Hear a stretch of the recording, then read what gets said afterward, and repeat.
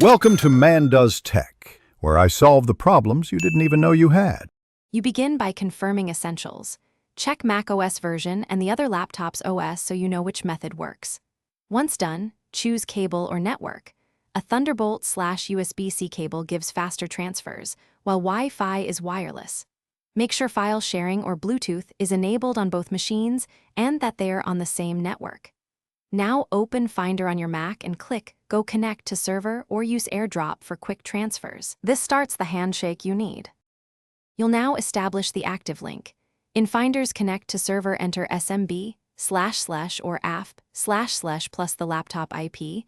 Alternatively, open AirDrop and set visibility to everyone or contacts. When prompted, authenticate using the account on the target laptop. This is required to mount the remote drive. After mounting, browse the remote volume and set transfer preferences, copy, move, or sync. Make sure permissions are set so files aren't read only. Finish by verifying that all files arrived intact. Compare sizes or open a few. Once satisfied, eject the mounted volume from Finder before disconnecting cables to avoid corruption. Monitor speeds via Finder Progress or Activity Monitor. If transfers are slow or fail, restart network interfaces, test another cable, and ensure firewalls aren't blocking SMB or AirDrop. If authentication fails, re-enter credentials or create a temporary sharing account.